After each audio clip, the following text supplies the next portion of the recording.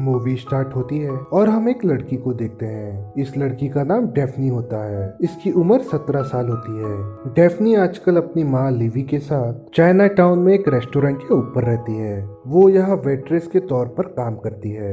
Daphne के parents की love story काफी इंटरेस्टिंग होती है। उसकी मदर एक बार मोरक्को में ट्रेवल कर रही होती है। वहाँ पर वो फिसल कर गिर जाती है। लेवी को वहाँ हेनरी संभालता है, जिसके बाद वो दोनों में ही प्यार हो जाता है। फिर वो दोनों ही आपस में शादी कर लेते हैं। शादी करने के बाद वो लोग हेनरी के लिविंग स्टेट इंग्लैंड में पहुँचते हैं। जब हेनरी के फादर ने अपने बेटे और बहू को देखा तो इससे पहले कि वो कुछ रिएक्शन दे पाते उनकी डेथ हो जाती है। अब यहाँ पर हेनरी स्टेट का अब लॉर्ड बन चुका है, यानी कि लॉर्ड डैशवुड बन गया। कुछ महीनों बाद लिवी प्रेग्नेंट हो जाती है, लेकिन इस बात की खबर अभी तक हेनरी को नहीं होती। हेनरी के फैमिली का एडवाइजर होता है मिस्टर एलिस्टर। एलिस्टर को लिवी पसंद नहीं होती क्योंकि वो कोई रॉयल फैमिली की नहीं होती। इसलिए फिर वो एक साजिश रचता है जिसमें वो लिवी को बोलता है कि तुम्हारी प्रेगनेंसी के बारे में अगर मीडिया में पता चल गया तो हेनरी को स्टेट में काफी नुकसान हो जाएगा। तुम्हारी प्रेगनेंसी की बात किसी को भी पता नहीं चलनी चाहिए। और उसने लिवी को कन्विंस भी कर लिया कि वो स्टेट को छोड़ दे। इसके बाद लिवी वहाँ से चली जाती है। इसके बाद वो हेनरी को भी झूठ बोलता है। वो लिवी की प्रेगनेंसी की बात उसे नहीं बताता और उसे धोखे में रखता है कि लिवी खुद ही यहाँ से चले गई क्योंकि उसे किसी और से प्यार है। हेनरी ज्यादा कुछ सोचता नहीं है और उसकी बातों पर विश्वास कर लेता है। फिर नेक्स्ट सीन में हम 17 साल बाद का सीन देखते हैं। डेफनी यहाँ 17 साल की हो चुकी है। फिर डेफनी अपनी मदर को उसके फादर के बारे में पूछती है तो लिवी उसे बता देती है कि उसके रियल फादर है कौन। डेफनी को हमेशा से ही अपने फादर की कमी महसूस होती थी। जब वो वेट्रेस का काम कर रही होती है तो वो पार्टी में देखती है एक बाप बेटी डांस कर रहे होते हैं। उसे ये फील होता है कि काश मैं भी अपने फादर के साथ डांस कर पाती। डेफनी लिवी को बोलती है कि मैंने ग्रेजुएशन भी अब कंप्लीट कर लिया है, लेकिन आपने अभी तक मेरे बारे में मेरे फादर को नहीं बताया है। और वो अपनी मदर पर गुस्सा भी होती है, लेकिन लिवी कुछ कहती नहीं है। यहाँ डेफनी का ग्रेजुएशन कंप्लीट हो चुका है और अब वो डिसाइड करती है कि वो अपने फादर से मिलने जाएगी। वो फिर ट्रैवल करके डैशवुड स्टेट पहुंच जाती है, लेकिन वहाँ का सिक्योरिटी गार्ड उसे अंदर जाने नहीं देता। फिर वो एक बाउंड्री कूदकर अंदर चली जाती है। हम यहाँ पर देखते हैं कि हेनरी अब हाउस ऑफ कॉमन्स के इलेक्शन लड़ रहा है। उसे ये उम्मीद होती है कि एक न एक दिन वो इंग्लैंड का प्राइम मिनिस्टर भी बनेगा। एलिस्टर आज भी उनका फाइनेंशियल एडवाइजर बनकर काम कर रहा है। उसी के कहने पर हेनरी ने ये इलेक्शन लड़ने का फैसला किया है। फिर यहाँ पर हमें पता चलता है कि एलिस्टर ने जो साजिश रची थी वो इसलिए थी ताकि वो अपनी बेटी की शादी हेनरी से करवा सके। ग्लीन और हेनरी की शादी हो गई होती है और उनकी एक बेटी भी होती है, क्लैरिसा, जो कि डेफनी के ही एज की बराबर होती है। स्टेट में जाने से पहले डेफनी ने एक होटल में चेक इन किया होता है। वहाँ पर उसे एक लड़का मिलता है, इएन। वो एक म्यूजिशियन बनना चाहता है। वो इस होटल में काम करते हुए अपने सपनों को पूरा करना चाहता है। डेफनी और इएन में दोस्ती बढ़ जाती है।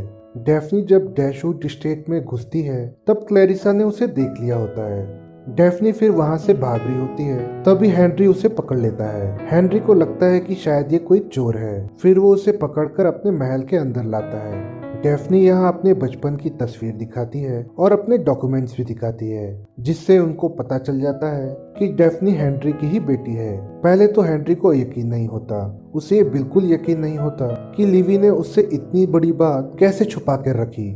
हेनरी की मदर जोसलिन डेफनी की खूबसूरती से काफी खुश होती है। वो उसे बहुत प्यार करती है और चाहती है कि वो यहीं रहे, लेकिन उनके अलावा कोई भी इस बात के लिए राजी नहीं होता। फिर जोसलिन डेफनी को एक कमरा प्रोवाइड करवाती है। डेफनी को वो कमरा देखकर बिल्कुल विश्वास नहीं होता कि उसके लिए इतना बड़ा कमरा है। फिर उस रात हेनरी लिवी को कॉल करता है और वो डेफनी के बारे में पूछता है। फिर लिवी ये कंफर्म करती है कि हाँ, डेफनी तुम्हारी ही बेटी है। अब हेनरी को ये लगता है कि उसे डेफनी का हक देना चाहिए। वो उसे अपने इस महल में जगह दे देता है। यहाँ डेफनी भी धीरे धीरे अपने फादर का भरोसा जीतना चाहती है। वो ये चाहती है कि हेनरी उसे हमेशा के लिए ही अपना ले। इस बीच वो इयन से मिलते रहती है, दोनों के बीच में प्यार हो जाता है। यहाँ फिर स्टीवर्ट को देखते हैं जो कि एक रिच और घमंडी लड़का होता है। स्टीवर्ट को क्लैरिस काफी पसंद करती है, लेकिन जब स्टीवर्ट डेफनी को देखता है वो उस पर लट्टू हो जाता है। लेकिन यहाँ डेफनी तो ईएन को पसंद करती थी। ईएन कई बार डेफनी को लेने के लिए स्टेट भी आया करता है और उसे अपनी बाइक पर बैठाकर शहर घुमाया करता था। ये सब देखकर हेनरी का बाप जाग जाता है और उसे थोड़ी टेंशन होने लगती है। उसे ये नहीं पता होता कि ईएन कैसा लड़का है। उसे ये डर होता है कि उसकी बेटी को कोई बहका न ले। कुछ दिनों में फैशन शो होता है तो हेनरी डेफनी को कहता है कि तुम भी इस फैशन शो में पार्टिसिपेट करो। डेफनी मान जाती है और उस फैशन शो की तैयारी करती है, लेकिन क्लैरिसा ये नहीं चाहती थी कि डेफनी इसमें पार्टिसिपेट करे।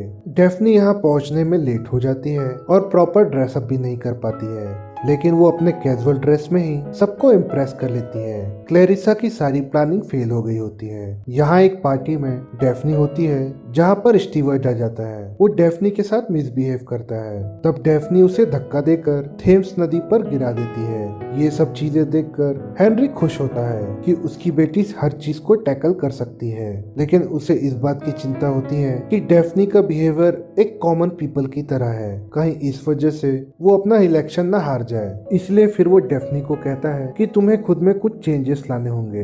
डेफनी कहती है कि मेरे अंदर भी रॉयल ब्लड है, मैं भी आपकी तरह बन सकती हूँ। फिर यहाँ पर डेफनी रॉयल फैमिली के तौर तरीके सीख रही होती है। फिर वहाँ पर एक दिन फंक्शन होता है जहाँ पर डेफनी एक रॉयल लड़की की तरह तैयार होकर आती है। सभी लोग देखकर उसे बहुत पसंद करते हैं। हेनरी का इस वजह से काफी नाम हो रहा होता है, लेकिन क्लैरिसा अंदर ही अंदर जल रही होती है। यहाँ ईएन जब डेफनी को उस ड्रेस में देखता है तब वो उससे कहता है कि तुम अब बदल चुकी हो। डेफनी उसे समझाने की कोशिश करती है, लेकिन ईएन नहीं समझता। और यहाँ इस पार्टी को अटेंड करने के लिए लिबी भी आई होती है। हेनरी यहाँ लिबी के साथ डांस करता है और दोनों के बीच की दूरियां दूर हो जाती हैं। ये सब देखकर डेफनी काफी खुश होती है, पर क्लैरिसा की मदर उसे झूठ बोलकर एक रूम में बंद कर देती है। यहाँ डेफनी को सब लोग खोज रहे होते हैं। डेफनी कैसे भी करके उस रूम से बाहर निकलती है। वो ये समझ जाती है कि ये सारी चीजें क्लैरिसा के कहने पर हो रही है। फिर वो अपना ताज क्लैरिसा को ही पहना देती है और उससे कहती है मुझे ये सारी चीजें नहीं चाहिए, मैं तो सिर्फ यहाँ अपने फादर को देखने आई थी। फिर वो अपनी मदर के साथ वहाँ से चली जाती है। हेनरी डेफनी को रोकने की कोशिश करता है, लेकिन डेफनी कहती है कि अगर आप मुझे सच में प्यार करते हो तो आपको ये सब छोड़कर मेरे पास आना होगा। फिर लिवी और डेफनी वहाँ से चले जाते हैं। डेफनी वापस से वेट्रेस का काम करने लगती है। फिर वो एक बाप बेटी को डांस करते हुए देखती है और वो बहुत इमोशनल हो जाती है।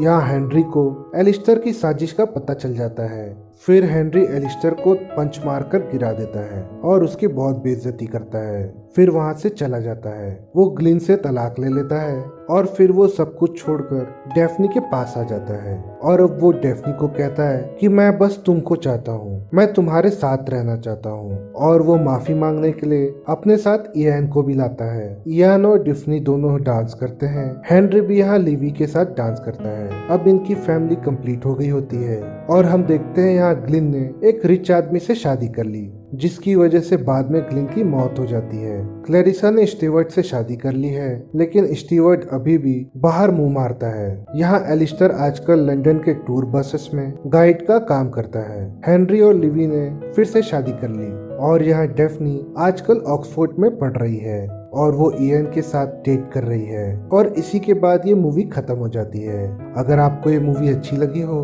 तो प्लीज मुझे सब्सक्राइब कीजिए और मेरी अगली मूवी जरूर देखिए। तब तक के लिए thank you and take care.